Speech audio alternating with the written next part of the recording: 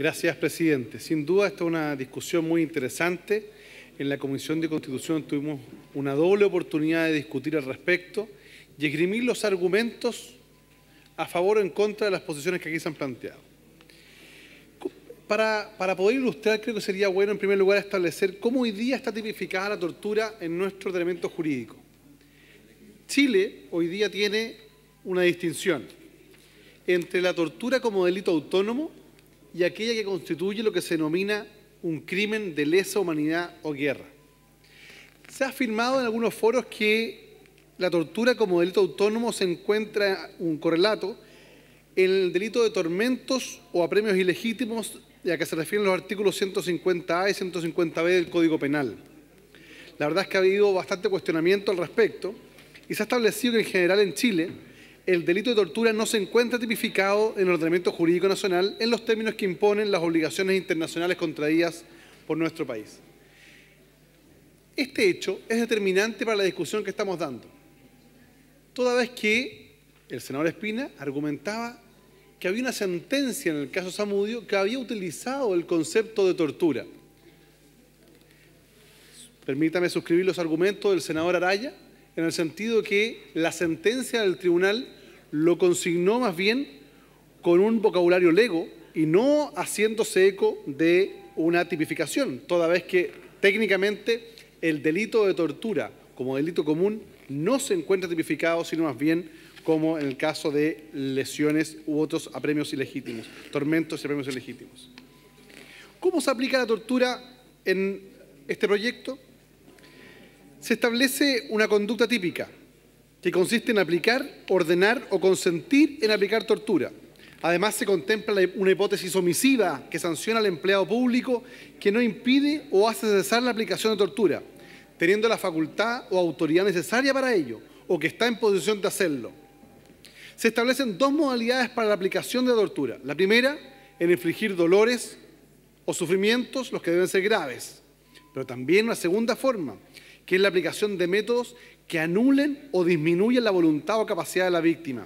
Ambas conductas deben ser dolosas, intencionales, con fines o propósitos determinados, coactivos, sancionatorios o discriminatorios. Se establece además una norma de cierre, en que se señala que no se consideran como tortura las molestias o penalidades que sean consecuencia únicamente de sanciones legales o que sean inherentes o incidentales a estas. ¿Quiénes son los sujetos activos de este delito? El empleado público que abusa de su cargo o función, o el particular que actúa en el ejercicio de funciones públicas o a instigación o con el consentimiento o aquiescencia del empleado público. La tipicidad subjetiva exige dolo directo. ¿Cuál es el bien jurídico protegido? El bien jurídico protegido en este caso es que la tortura es un delito pluriofensivo que lesiona tanto la dignidad como la administración pública. Y eso marca una gran diferencia respecto de otros delitos. Porque cuando se afecta a una persona con el delito de lesiones, se está afectando la integridad física. Cuando hay una violación, se afecta a la libertad sexual. Cuando hay un secuestro o un rapto, se afecta la libertad ambulatoria y la libertad ambulatoria sexual en el último caso. En este caso, el delito de tortura es pluriofensivo. Por un lado, la dignidad de la persona, pero por otro lado, se afecta necesariamente a la administración pública, porque siempre presupone que este tipo de delito es causado por aquella persona que tiene potestades públicas, aquel ciudadano al cual el ordenamiento jurídico lo ha investido de un poder mayor que el hombre medio empírico, con una potestad pública, sea un policía, sea un funcionario público, o bien incluso en la hipótesis extensiva se plantea la posibilidad de que un particular, con aquiescencia del funcionario público, o más bien haciendo uso de esas funciones, pueda cometer este delito.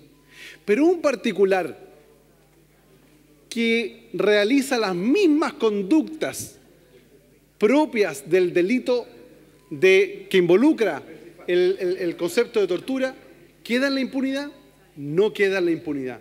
Lo que hace es que ese particular incurre en un delito común, sea el de lesiones graves, gravísimas, sea el de homicidio según corresponda. De hecho, recuerde usted, señor presidente, que el fallo del caso Zamudio condena por el delito de homicidio calificado.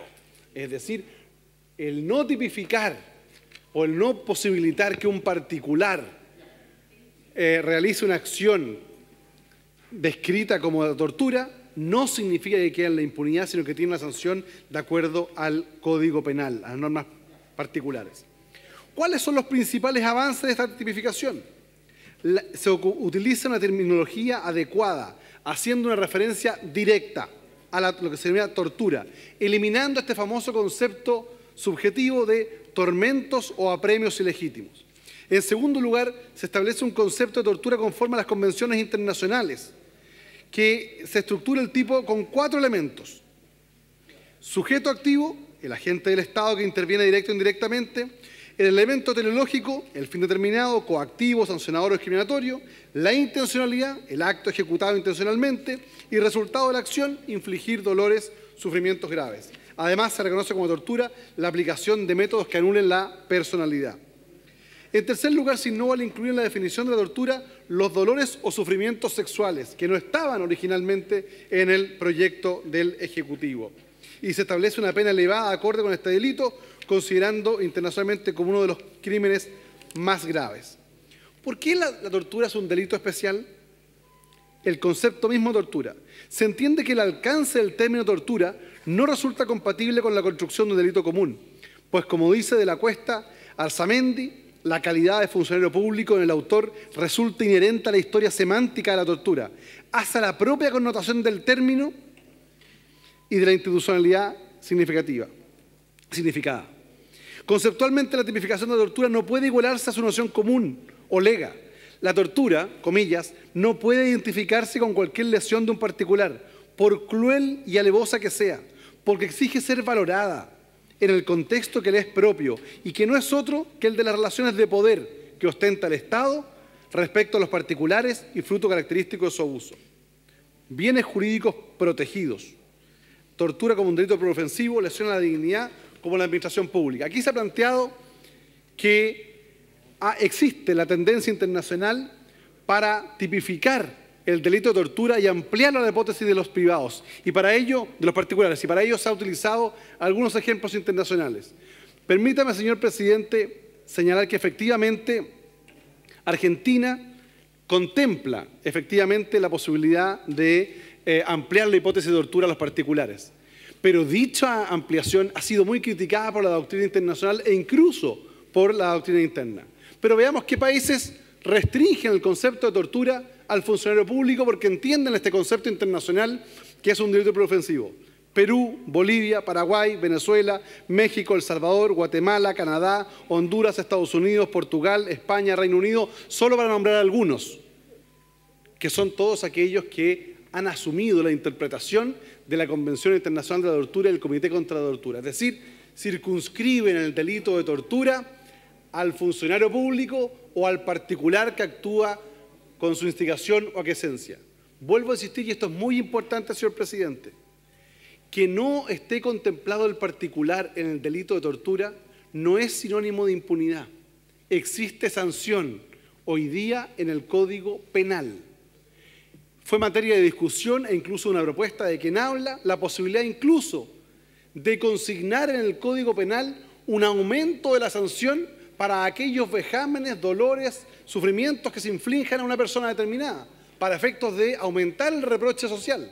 Pero eso no significa confundir esta acción de un particular con la tortura que debe ser reservada como acción a aquel agente público o aquel persona o funcionario público que goza de un poder superior al hombre medio empírico. Señor presidente, este es un avance muy importante porque pone a Chile en la órbita internacional, porque aumenta el grado de cumplimiento de los compromisos internacionales y además deja los eufemismos de tratos vejatorios ilegítimos y habla directamente de tortura para sancionar a aquel que ejerce poder del Estado respecto a los ciudadanos. Por ello, y por las consideraciones que también dimos en la discusión en general y en particular en la Comisión de Constitución, que los señores senadores y senadoras podrán tener a la vista al momento de votar, yo voy a concurrir con mi voto favorable a este proyecto y no a las indicaciones presentadas